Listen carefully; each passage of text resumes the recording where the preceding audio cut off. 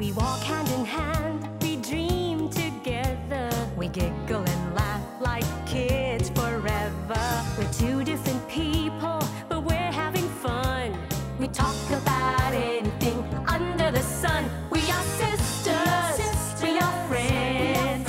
We've got magic that never ends. I got you, sis, you got me, the best of friends we'll always, always be. We always have fun being together. You know me the best, we're friends forever. Through good times and bad, I'm here for you, sis. Right by your side, hit or miss. We are sisters, we are friends. Got magic that never ends. I got you, sis, you got me. The best of friends, the best of friends, the best of friends we'll always, always be.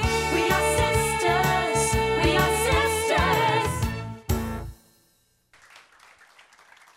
Good morning, mga sis! Good morning. Napapagano pa ka sa We Are Sisters. Good morning! Adali. Tapos na, ano? Uy, ang ganda. Ang ganda ng umaga natin ngayon. Talaga? Talagang Bakit? maganda kasi kasama natin ang mga winners sa Binibining Pilipinas 2002. Kasama natin Binibining Pilipinas International 2002, Christine Alzar. All of you. Good morning. Binibining Pilipinas World 2002, Catherine Manalo at Binibining Pilipinas Universe, fresh from the Miss Universe Beauty Pageant, Karen Lauren Agustin. Magandang umaga po. Good morning. Good morning. Curious lang ako. Kasi 'di ba nung nakaraang Miss Universe, may tinanong sila kay Miss Russia. Ang tanong nila ay eto. What makes you blush? Kung kayo ang nandun, paano niyo kaya sasagutin yung tanong na what makes you blush? Oh, ikaw na kaya muna, tol. Oo, Binibining Pilipinas Universe ka You naman. were there. How would you have Siguro ganun din. answered it? When I say the wrong things. Kasi ganun naman talaga, di ba? Pag nagkakamali ka. Mali ako. Mali ako. Ako kakaiba. Para sa akin, love makes me blush. Ay. Oo naman. Oo nga. Ako, I'm a very bad liar. If I blush, it means siguro You're something lying. I'm lying, that's why. So it's the same thing.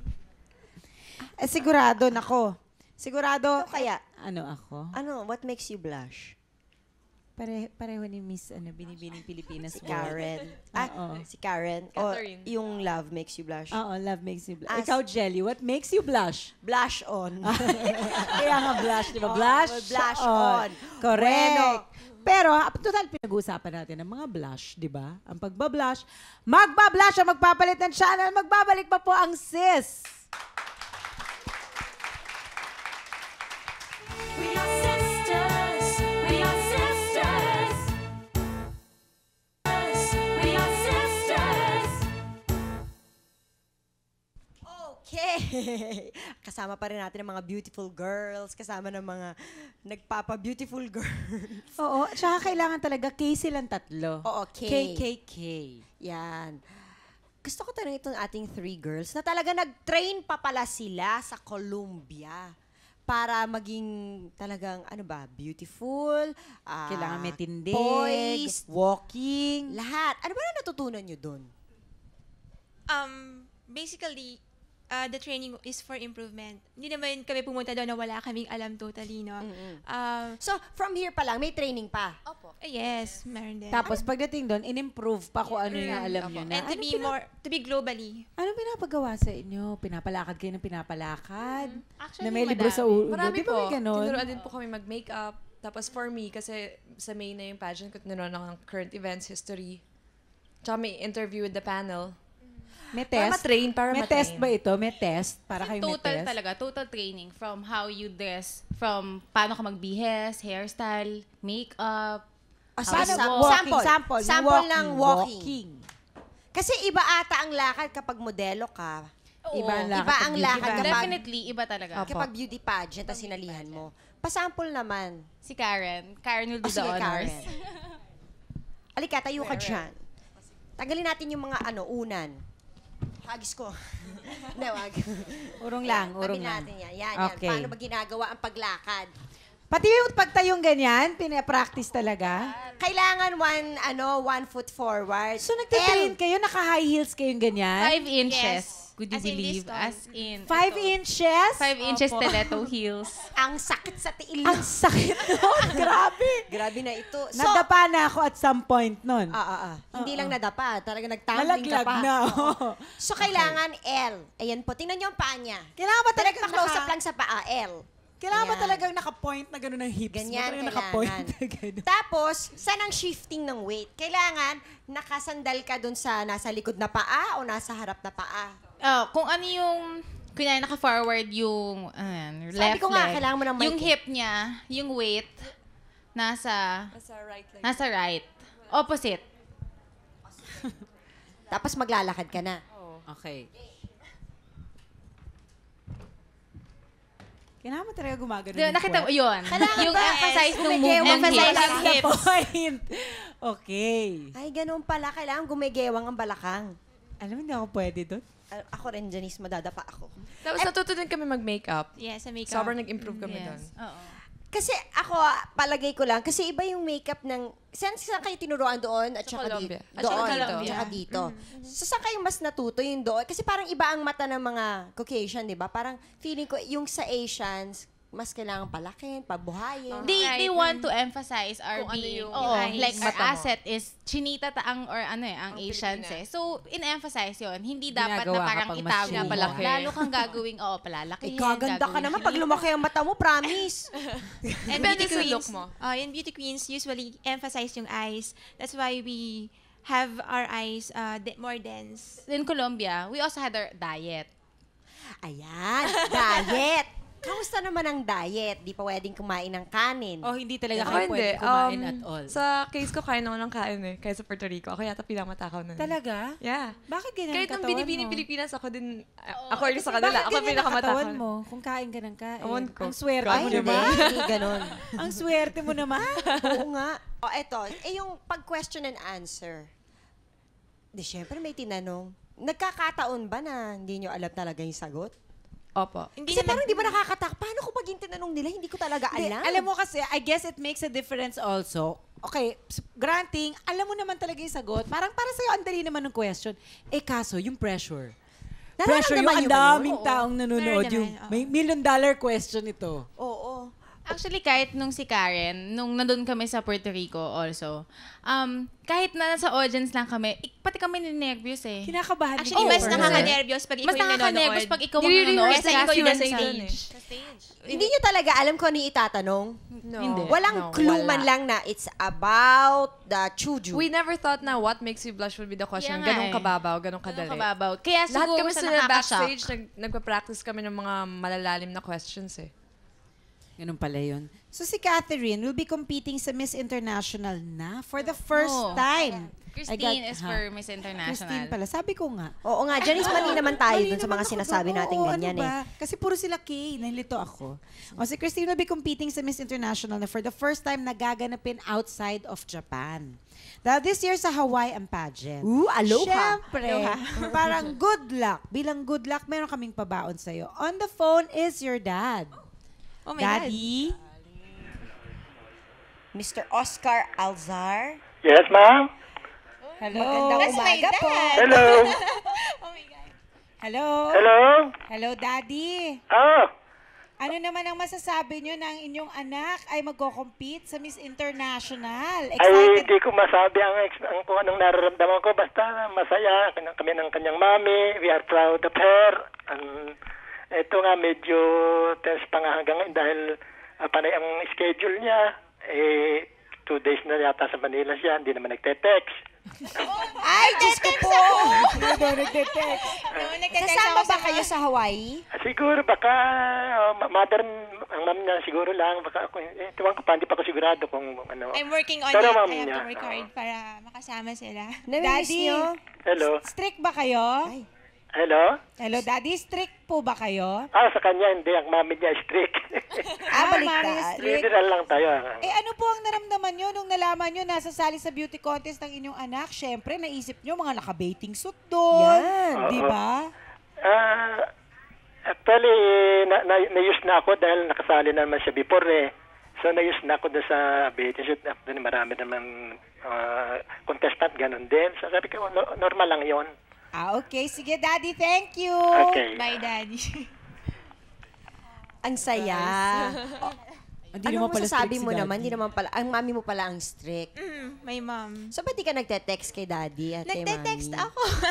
No, chika lang. Saan ba kayo nagsistay? You mean to say, hindi kayo nasa sarili niyong mga bahay? Actually, I'm staying in Lipa City. Now? Yes. Doon ako nag-i-stay, doon ako naka-base, but every now and then, I have to go to Araneta for my responsibilities with Binibini. Kaya, paluwas-luwas ako from Lipa to Manila.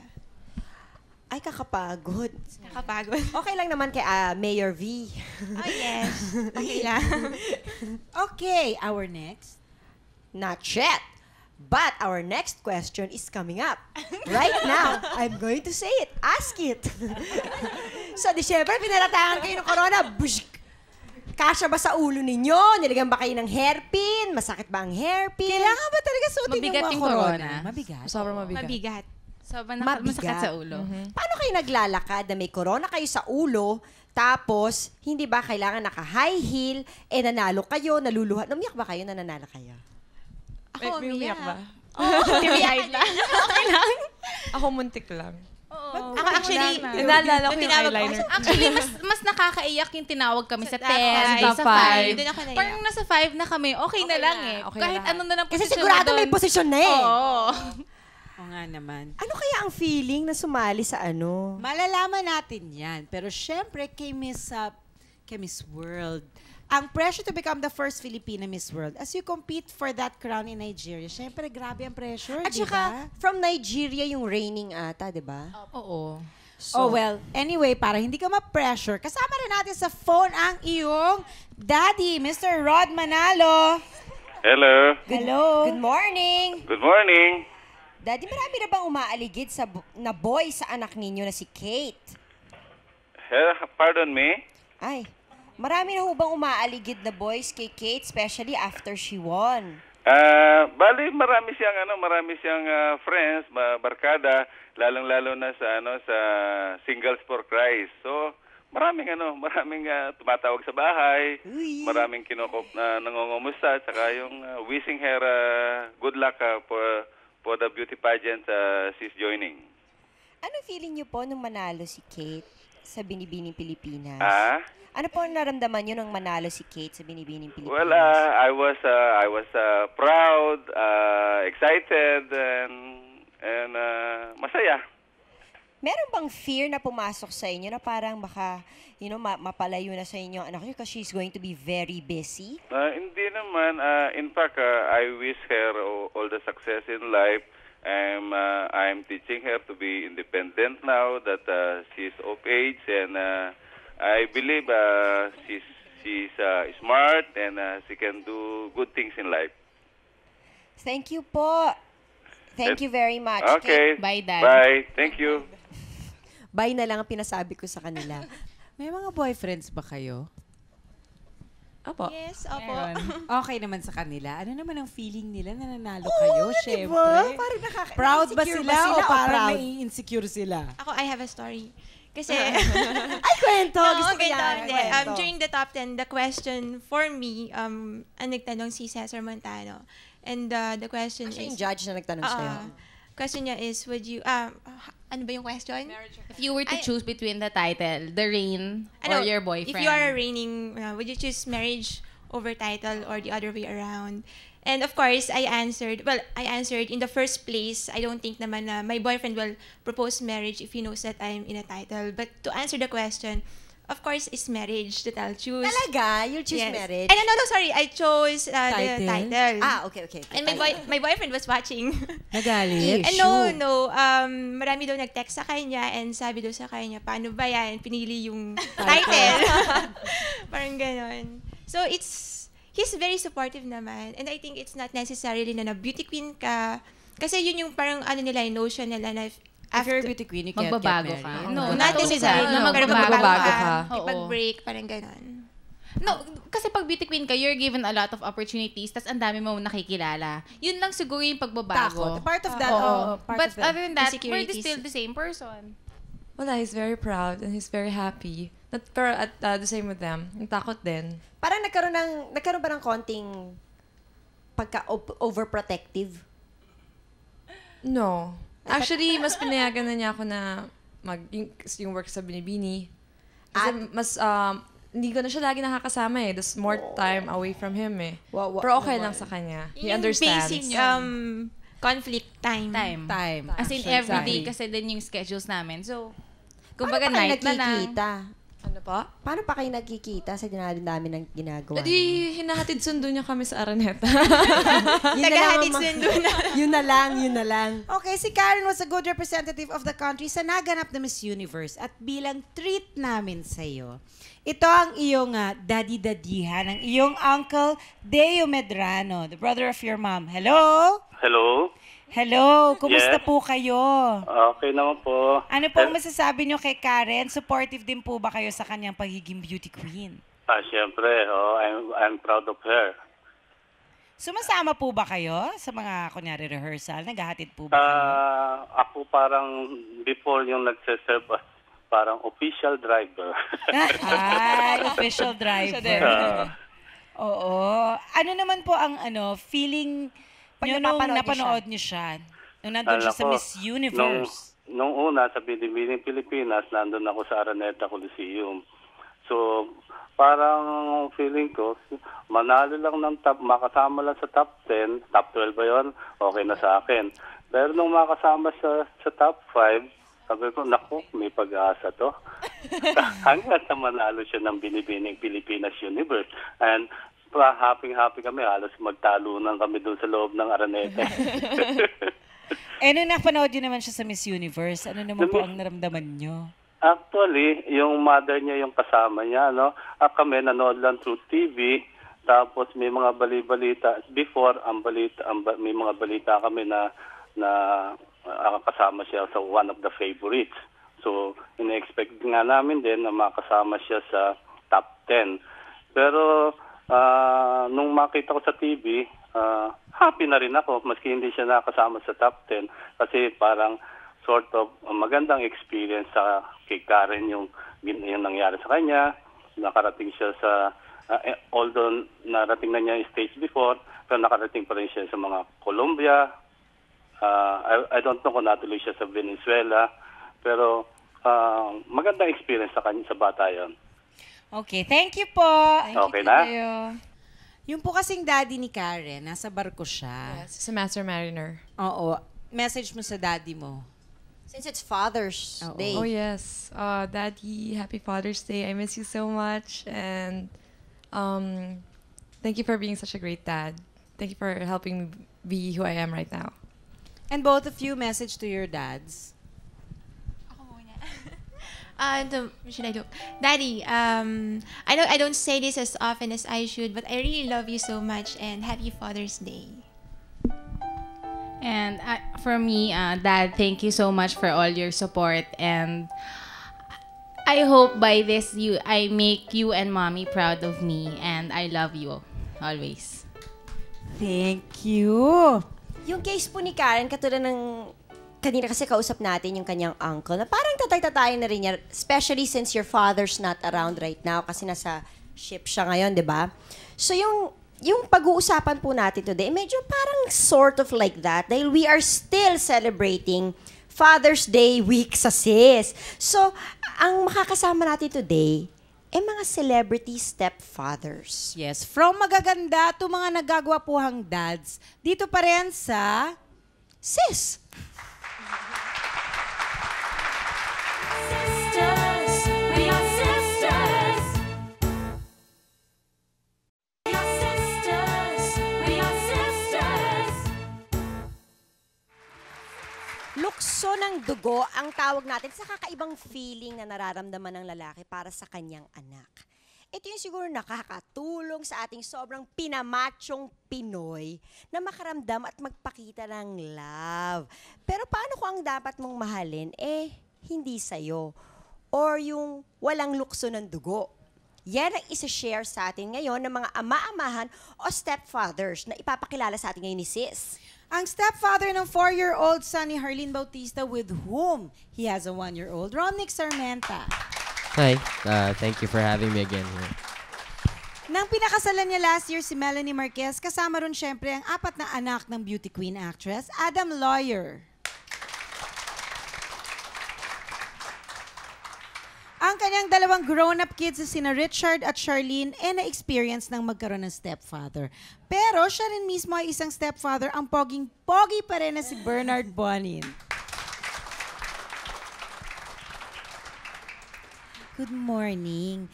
Knowing na yung mga wives nyo ngayon ay meron ng anak from previous relationships, why did you decide to get into a relationship like that? I decided to do this because I care for her and I love her. Decision ba talaga yan? Or is it something that you just feel? Well, kasama na yun, decision tsaka feeling mo dahil sa mahirap din naman sumigi sa mundong ito na wala ka man lang kapartner sa buhay. Was it ever a consideration to really think about pag-isipan ng maigi before you went into the relationship? Yes, Adam.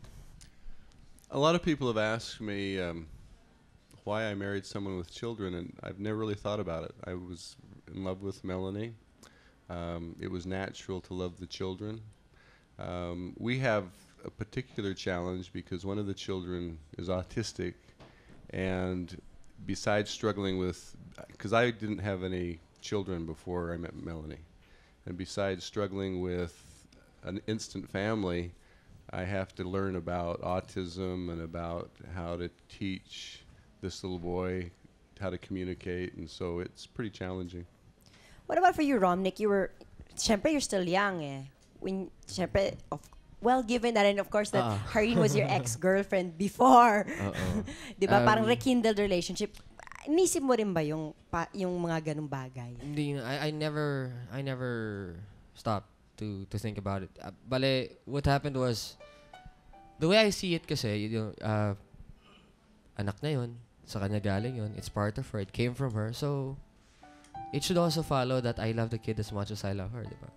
It's the most natural thing for me. It's kahit na binatang-binata ka? Oh.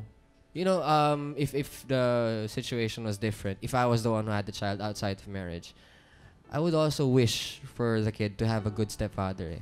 So, I can only wish that for my son if I can be that for her son. So, nilagay mo rin yung sarili mo sa lugar nung father nung bata? Oo. Ganun lang naman yun eh. Okay, kasi like, I have 5 kids, okay? Should I choose to remarry or get into a relationship, the other person would also have to accept my 5 children. Of course. Now, I'm under the impression that greater ang stigma para sa aming mga babae. Because first of all, like for you, Adam, Melanie was married before. So there will always be this X factor. Forever nandyan yung X factor. Forever na nandyan yung because he's ama the father. ng mga bata. Because he's the father. So how do you deal with that? Yeah, that's a really interesting thing. I was, before I married Melanie, I was dating a girl that had 2 children. And we were at her home for lunch one day, and her ex-husband brought the kids. He'd had them for the weekend. And I could see them kind of arguing about something in one of the back rooms, and I realized that if I married her, for the rest of our relationship, I would have to understand that and accept that another man who had children with her still had interest and claim and say in our relationship. But for Mel and I think I was concerned about that before, but for us, it's actually been quite easy. The fathers of the children, except for the one from Mazen, but like Lito Lapid, for example, I have a lot of respect for this man. He has been tremendously, I can't say enough about how supportive he's been towards Manuelito. He's very respectful of our relationship. So that helps a lot. If and that's just by chance. You just don't choose to have a man that has that kind of respect for your relationship and that good of support. But I really have a lot of respect for him, and that's helped us make it a lot easier. Paano yung relationship niyo with the children, especially in the beginning? How was it? Did you have to sweet talk them, or were they welcoming? Nililigawan ba talaga? Ako, I really never had to adjust. Abich is very sweet to begin with. He's very Lovable. He's very lovable. He was the one who started calling me what he wanted to call me. And then it's the hardest thing to do was not to fall in love with him, you know. He's very sweet, he's very gentle, he's very loving, and the way he treats his mom, the way he treats his sister made him dear to me even more. So wala, no problems with him. No problems whatsoever. How about you, Adam? Because those are how many? 3 other kids to deal with. I agree. It's for Melanie and I. It's been easy for some reason. But Manuelito is a grown-up. Well, you know, I think the lucky thing for us is that, first of all, Manuelito is a very good kid. He's just really easy to get along with. He's very mature. But you know, when I came on the scene, Manuelito was pretty much grown up, like you just say. Yes. And gone. If he'd been, I think the challenge comes when they're like 13, 14. When Now, they're adolescents. Yeah, the girls love me very much. I don't see them any different than if they were born to Melanie and I, you know, and I respect the fact that they have a natural father. I don't try to make any favoritism. I just treat them like my own daughters. But they're young enough that they can do that, have that bonding. Like I said, I don't know if they had been in their teens, it may have been more difficult. But for us, it's been very easy. Tito Bernard, did you ever have to deal with problems like that? Wala naman dahil sa nung pumasok na nga ako sa buhay namin, no?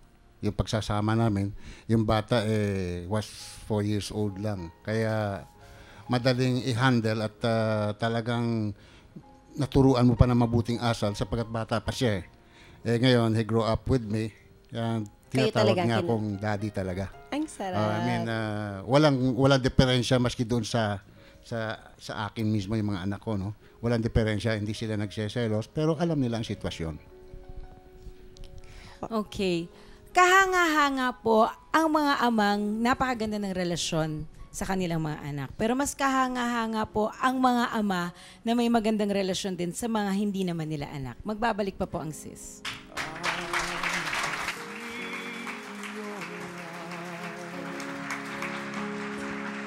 And you will always shine. Sisters, we are sisters.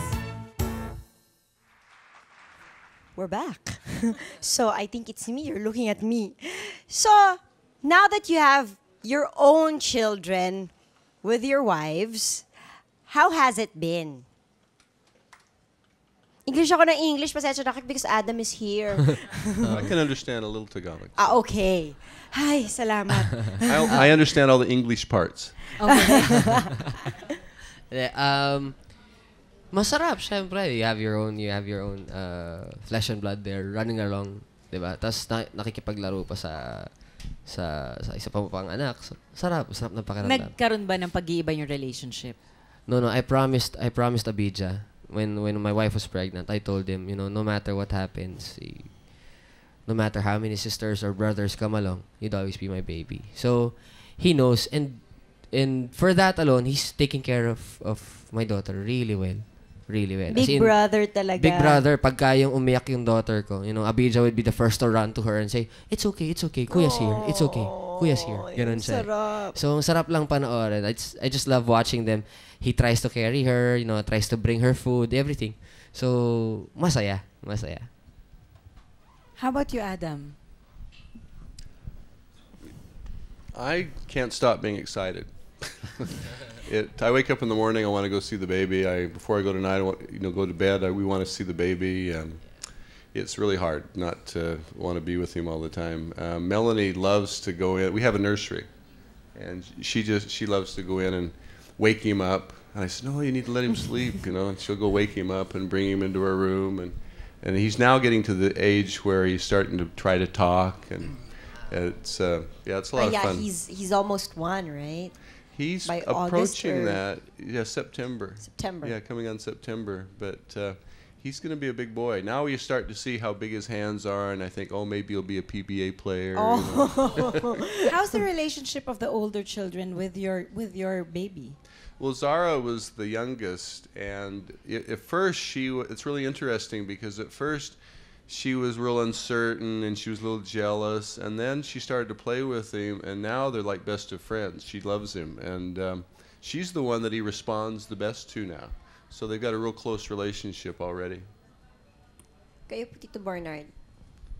Sa akin naman, nagpapasalamat ako at mayroon akong stepson na nagmamahal din sa aking mga anak ngayon. Especially yung bunso.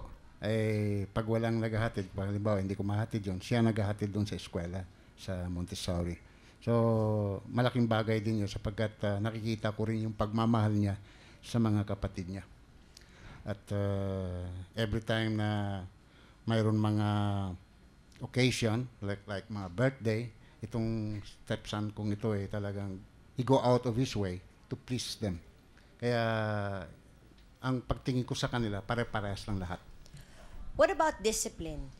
You're in the same house, you're married already to the moms, so paano yung discipline? How do you discipline the kids or you leave it to the mom? How is the setup? Paano siya? Ako, if there's any stress, yun lang yung sa I just stress out to him na you respect your mom, you follow your mom, whatever she says goes. And that's Pero it. syempre, You don't have any paano nga? problems with Paano it. kung may maling nagawa? At ikaw lang yun nandun. I talk to him. I always do. I tell him, you're on timeout, you stand on the corner, tapos you stay there for 10 minutes. So the whole 10 minutes he's just 10 looking minutes? at me. Oh. Wow, that's Yeah, a long time for a little kid, boy. Yeah, timeouts are important. Timeouts are important. And then he'd just be staring at me for that 10 minutes. And then I'll walk up to him and I'll tell him, can we talk? You know. And then I'll tell him why. I'll just explain it to him really well. I try my best to explain it to him as much as I can. What he did was wrong kasi. And you have to be sorry for that. You have to say sorry to your mom. You have to say sorry to your sister. You have to say sorry to me, siguro. But then the point is, try not to do it again so that you don't get your time out. And then he understands. You know, it's really easy to talk to him. You don't have to shout at him. You don't have to hit him. You don't have to do anything of that. He's very easy to talk to. So I really don't have any problems. I might have a problem with my daughter. Father. For Adam, there's like Thank you. four children, different ages. Like you have a grown boy, a man, and the younger kids. How is it? Do you discipline? You understand that I had no children before I got married 2 years ago. Exactly. Well, starting at the top, Manuelito is probably the easiest because for some reason he just turned out good. Good kid. And I have to respect that. It was difficult for Melanie to let him go. She always looks at him as his little, her little boy. And I'm the one that has to say, let him make his own decisions. He's now in that time of life when he needs to do that. How old is How he? old is Manuelito? He's 20, I think he's 20. Okay, he's really a grown man. Yeah. Yeah, and he works in Las Vegas now at the airport at one of the stores there. Mazan was a real challenge. When Mel and I first met, he was doing a lot of difficult things, running around and making a lot of noises, and we had used the timeouts with him. He's responded very well to those. The timeouts. Yeah, and now we don't even have to do it anymore. He's very quiet and very well disciplined. The two girls are quite easy. The girls are very obedient. We do a few timeouts every once in a while, but mostly they're just a joy. They're easy to get along with. They're very obedient, and they really love to be part of the family. What are the things that you like doing together? Siyempre, kahit paano, may time alone kayo nung mga bata. Anong ginagawa nyo? Tito Bernard. Banding. Sila? What did you say again? Banding po. Paano Banding, yung banding niyo banding. together? Well, treat them nicely and discipline them when they make a mistakes. And wag mong kampihan yung masama at ituwid mo. At yung stepson ko naman, ganun din ang disiplina ang binibigay ko. Pinapasyal niyo po ba sila? Well, yung mga maliliit pa, yung mga gusto sumamang malalaki, kasi yung mga malalaki may lakad na rin eh. May mga kanya-kanya na silang lakad. Kaya pagka dumating na doon sa isasama mo, hindi sasama sa'yo pagka wala silang interes eh. Yung mga maliliit, okay lang yan dahil wala pang kuwan yan eh. Madali pa, mababaw pa ang mga kaligayahan yan. So, sasama sa'yo yan. Pero oras na naging teenager na, may mga lakad na yan, kaya mahirap na. Kanya-kanya na silang agenda sa buhay. Pero kinakailangan, nandun pa rin ang guidance natin wherever they go. You have to tell them the right thing. Okay. Aba, sa pagbabalik po ng Sis Challenge! The best of friends, the best of friends, the best of friends will always, always be. We are sisters, we are sisters. Sis Challenge! Para talagang exciting at kakaiba tayo. Step now with our stepdads. Okay, so, familiar na Tito Bernard and Romnick sa step, no? Sa piko. Si Adam, well, we have to brief him. Ganito ang gagawin natin. Please, join me here. Romnick muna. You have to watch this because one by one ba ito? dapat naka-blindfold pero wag na natin sila i-blindfold. So ganito, ang gagawin mo, Romnick, imbis na nakikit o naka-blindfold, titignan na lang sa taas at saka tatalon. Okay? Romnick, may microphone ka. Ito. Step. Step. No, yay. Okay. Step. Oh, yay! Step. Yay! Pabalik. Kailangan may tapakan line. Pwede ba ako lumikot muna na makaikot ako? Step. No, wala eh. Patikot. Mahirap yata yun. Hindi, kaya nga eh. Para matanong ka namin. Hirap Okay. kaya yun. Galing. Step. Pero tatanungin ka pa rin namin. Wala ka magagawa. Dahil perfect ka. Tanong ka pa rin. Okay. O, sagot. Ay, say ito. Kahit ginagampanan mo na ang lahat ng tungkulin ng ama sa iyong stepson, ano sa tingin mo ang isang bagay na off-limits? O yun talaga, kahit na anong gawin mo, hindi mo pwedeng panghinasukan o pakialaman? When he gets older, he will find out exactly what the situation is. And I don't think I would have any right to influence him when it comes to deciding whose name he wants to play. How about explaining the situation? Kasi I'm sure at some point magtatanong siya. Well, I've always Who tried do to... you think should explain? Should it be his biological dad or should it be you? I've always told him if there's anything he needs to clear out, he can always ask me. And if he doesn't feel comfortable with that, okay lang if he asks me. Kasi it's right. Okay. Next, your Adam. You gotta do that. I will never forgive Melanie for this. Okay. Let's go, Adam. Lawyer. Adam, lawyer. He's a lawyer! Okay, look up at our SIS logo. Yeah, okay. Let's start. Anytime you're ready. Jump. Hop. Also hop. And let's hope that you don't step on any lines. Yes. Okay. If you step on any line, you'll get a question. If you don't, probably get a question anyway. I'm supposed to sit down? Step. Okay. Jump again. Oh, okay. Question. Okay. Your question is, okay, should you legally adopt, as a stepfather, should you legally adopt your stepchildren? I would like to. Should I? That's really up to their father. The father needs to be able to make that decision. If the father says okay, I stand ready and would love to do so. Okay, thank you. You can sit down now. Ito, Bernard, Ibang klase si challenge natin. Pakita na. Wala silang lusot. Paano mangyari walang lusot? Pa. Let's do this. Step. Step. Okay, next. Okay, tanong, sis. Okay, Tito Bernard, kapag dumating na ang panahon na ikakasal namin yung stepdaughter Or stepson. Hindi, stepdaughter. Kailangan. Supposing stepdaughter, okay. Sino sa tingin mo ang karapat-dapat na maghatid sa kanya sa altar? Ang tunay na ama o kayo? Well, para sa akin, dapat hanapin yung tunay na ama. Kung may paghahanapan. Ngayon, kung patay na, wag na. Di ba? Hirap hanapin yun.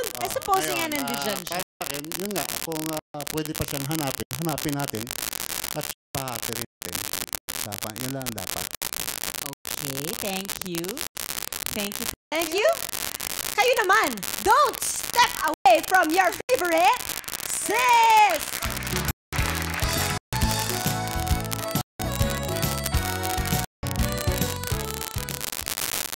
Always, always be. We are sisters. Sis would like to thank Bang Fuentes, Salon de Manila, Chloe for Genie's Eyewear, Marnorina Vision for Jelly's Eyewear, FNH, Wayless Center, Optical Works, Play and Display, Balut Creations, ZZest, JBL Furniture, Luxaflex by Hunter Douglas for our vertical blinds, Flora, The Barnyard, Bait Shoes, Janilin Shoes, Cal Computer School, and Union Square. Kahit na raw pantay-pantay ang trato natin sa lahat ng ating mga anak, meron pa rin tayong ibang style na pakikitungo sa kanilang iba-ibang personality. Ano sa tingin, what do you think is the joy of being a stepfather? From being a stepdad to Abijah. It's a practice. It's a practice of being a dad. I wouldn't. Siguro I wouldn't be. If anybody thinks I'm a good father to my daughter, I wouldn't be that good a father if I didn't have practice with Abijah. If I didn't, it's hard because you know what the kid wants, especially one who doesn't talk. But with Abijah, he speaks his mind, he tells you what he wants, and then you get to observe him, and then you get to associate the things he does with how he feels, and it's given me an edge. In a way, no? It's given me an edge now. In the future, when I have another son, I would know somewhat how to deal with him because of Abijah. If it wasn't for him, I wouldn't be like a real father. Adam. Wow, there's so many joys. The joy of being a father. Stepfather. A stepfather to 4 children. You don't distinguish too much between. I just feel like they're my kids. So, There's no law to draw. There's no line to draw. no, I don't really draw the line. I treat little Adam. I look at him. He's obviously my son. The rest of the kids are just. I feel like they're just as much my children. The joy comes in being able to see them learn and grow, and trying to help them learn to be kind and good, and you know, when you try to teach somebody that, it makes you look at yourself, and you know, you think to yourself, how can I teach this little child who obviously is going to be happier if she learns to be kind and good? How can I teach that not the same way? So then I find that I have to be very, very careful about who I am and what I'm doing, you know, and well, there's just a lot of things that children bring into your life to help you be a better person. And so here you are struggling to try to give them something and help them to grow into a happy adult, and along the way you wake up and you find out that actually it made you better too. Oh, that's the joy. Tito Bernard. Kahit lumaki siya sa aking tabi at mahal ko siya katulad din ng aking mga anak, eh para sa akin ibigay mo sa kanya talaga yung dapat mo ibigay sa kanya, parang sa ganon hindi siya magsasabi o sabihin niya na kumakambal doon dahil hindi siya anak. So kinakailangan ibigay mo rin yung dapat mo ibigay sa kanila. Sa ganon, they will grow Harmoniously. Harmoniously with each other. Parang sa ganon, yung pagmamahal ng pamilya ay nandoon na.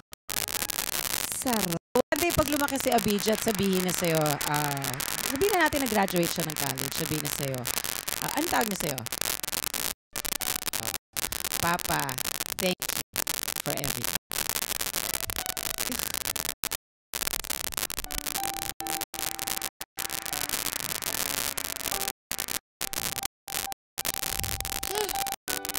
No, I don't think Abhi really has anything to thank me for. If anything, I should be the one to thank him because, you know, like I said, you learn from the kids. They make you a better person. They make you a stronger person. And I'm just very blessed to have him. I don't think there's, no, not for anything. And this is by no means, I'm not gonna say this to overstep Rico or anybody. But thank you very much. If I was given the chance to choose to have a child of my own, if I was given the chance to have my kid from the very beginning, I don't think I'd want anyone else. You know,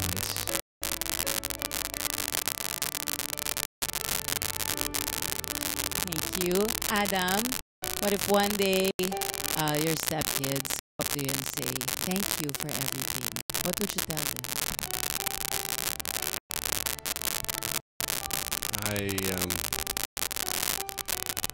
Wow. I guess I just probably tell them how much I love them because to have somebody express that kind of gratitude, I think, sort of makes all the sacrifices and things worth it. The odd thing about raising kids, I'm learning, is that that sacrifice that you make, that's the only way you really learn to love them like they need to be loved. And if you don't spend the time that they need, then you'll never really have that deep love. So, I guess if they come and say thank you, that means that I did it right, I guess. So, I don't know what to say after that, except thank you. Tito Bernard. Sa akin ang masasabi ko, dahil ang aking relasyon sa kanila ay talagang malapit, siya ay magpapasalamat sa aking nagawa sa kanila, tanggapin natin na masaya tayo at yan, yung pasasalamat niyang yan ay talagang appreciated sapagkat kung magpapasalamat ang isang bata, ibig sabihin may nagawa kang mabuti sa kanila. So, para sa akin, tanggap. Thank you, very much. Thank you. Happy Father's Day. Happy Father's Day. Bukas po, kung naalala niyo po, nagkaroon kami ng Amazing Sis Challenge sa Subic kasama ang mga mommies at mga anak nila. Bukas naman po, makakasama natin ang mga daddies. So, don't miss it. Amazing Sis Challenge tomorrow. Thank you for joining us today and Happy Father's Day. Bye!